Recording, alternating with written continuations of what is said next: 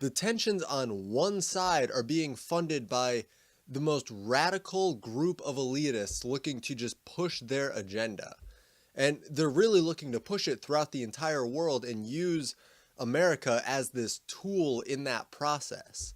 I mean, it's truly sad when you see alternative media outlets or specifically alternative leftist outlets praise George Soros without questioning the intent behind where his money goes. And they partially act like they've never looked this up or anything, never looked into where his money goes, but then they'll tell you something good that he does with his money, some good deed that he does. So clearly they looked up where some of his investments are, but that's when you have to wonder, was it their bias that had an effect on the results that they found?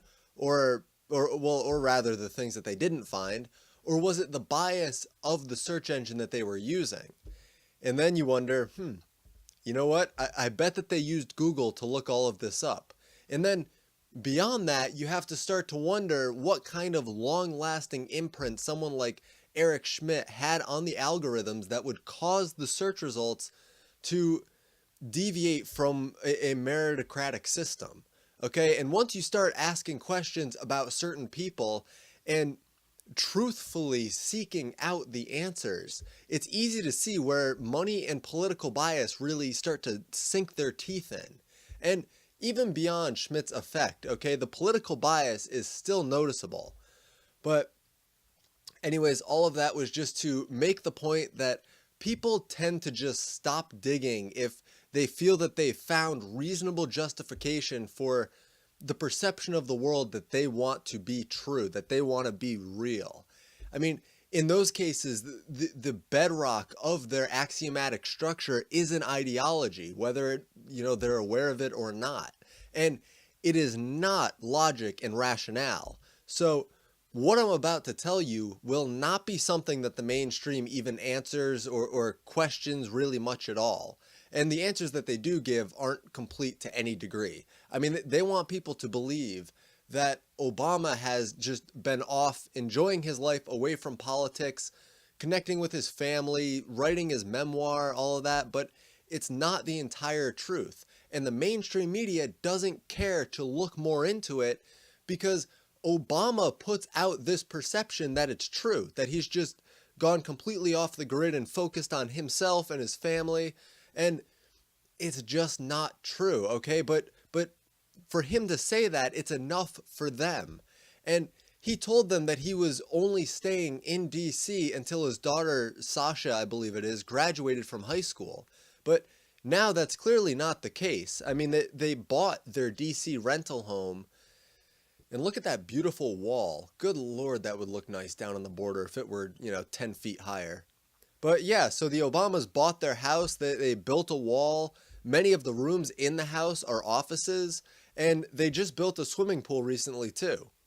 So after knowing what else Obama's up to, it makes sense that they're not going anywhere soon, okay? Obama oversees a staff of 20 people, and he's met with Tom Perez and other high-profile political figures. He's met with Eric Holder to devise a plan to redraw district maps in favor of Democrats, and he founded a political organizing group called Organizing for Action, which basically just works to continue Obama's agenda through political action. I mean, one thing that really stands out when you start looking more into this Organizing for Action group is that Michelle Obama actually quoted Saul Alinsky during the launch of OFA back in 2013. So that should give you some kind of idea of the underlying morality of this group, okay? But they claim to be nonpartisan and grassroots and civilly engaged. And they actually talk about tipping the scales of power back to the American people and away from special interests in Washington. Even though they're too self-deluded to realize that they're not nonpartisan, okay? They have a very clear pro-Obama agenda, and they're not grassroots either. They have an endless pit of funding from the special interests in Washington that they claim to be against. I mean, the election of Trump tipped the scales of power back to the American people, And I keep saying this over and over, okay? The left is saying that they want revolution, but we had a revolution, and it was the election of Trump, and it was civil, and we did it the proper way. I mean, if you have to start remapping districts and flooding the countries with illegals and setting up shell companies to give them fake work receipts so that they can vote for your party, and you have to feed off of just the most wealthy and corrupt individuals in the world, mind you, while they rail against the 1%, but they really just mean business owners. And I mean, if you have to do all of that and more just to try to inorganically secure your party's position in politics, maybe it's a sign that your party is just something that shouldn't be taken seriously anymore. And this is sort of the point where it would make sense to ask, what has OFA really done? What have they really done? Like, what effect have they had on the political landscape? Well, they have organized rallies with other groups across the country to protest family separation, which, as I've covered numerous times before, is merely a call for open borders because any other option available has been shown to result in just nothing but outrage from the left. I mean, you can also take a quick scroll through the social media account of OFA and you'll just see countless examples of blatantly false propaganda, like calling Trump's travel ban a Muslim ban and lying about conditions on the border and just flat out lying about their own biases and really working to deceive people every step of the way. And strongly aligning themselves also with a group called Indivisible Project, which calls Trump's immigration policies racist. And Indivisible Project has been criticized for using overly aggressive protest tactics against Republicans at town hall meetings. Indivisible plans to deploy OFA-trained agitators to storm Republican districts during the 4th of July recess. On top of all of this, OFA is partially funded by Democracy Alliance, which is itself connected to the radicals who marched outside of DHS Secretary Nielsen's house in Virginia. And they were calling her a child snatcher, pretending that kids are actually being kidnapped down on the border by anyone other than the cartels. And they called her a modern-day Nazi. I mean, just the degree of the indoctrination here is insane, okay? And it's pretty tough to estimate what OFA brings in for donations, but it's estimated to be between $6 and $14 million per year. And I mentioned earlier how Obama oversees 20 staffers, but total OFA has over 40 full-time staffers. And part of what they do is they train volunteers, or rather people who have reached a suitable level of indoctrination, in the hardcore tactics that were conveyed through Saul Alinsky's Rules for Radicals. Okay? I mean, these include the fear aspects and the intimidation and the angry mobs. And it's ironic because just a few days ago, Obama made his first statement to the press in quite some time, and it was a closed room meeting with just a select few people there. And Obama actually said that fear is being used by the current administration, and then he gave a bunch of reasons that could be used to stoke fear, but they could also just be real. Or I guess his perception of what the reasons are could be a little bit misconstrued. Either way, he's either ignorant or he's propagandizing, and given what he's constructed so far, I don't think it's ignorance. Like, you can't just attribute ignorance to what Obama has done. He knows the lies that he promotes, and it's a reflection tactic for the most part, this whole press conference that he had. I mean, he says Trump is stoking fear even though he doesn't use Trump's name, and then Obama will turn around and stoke irrational fear about Trump and the current administration.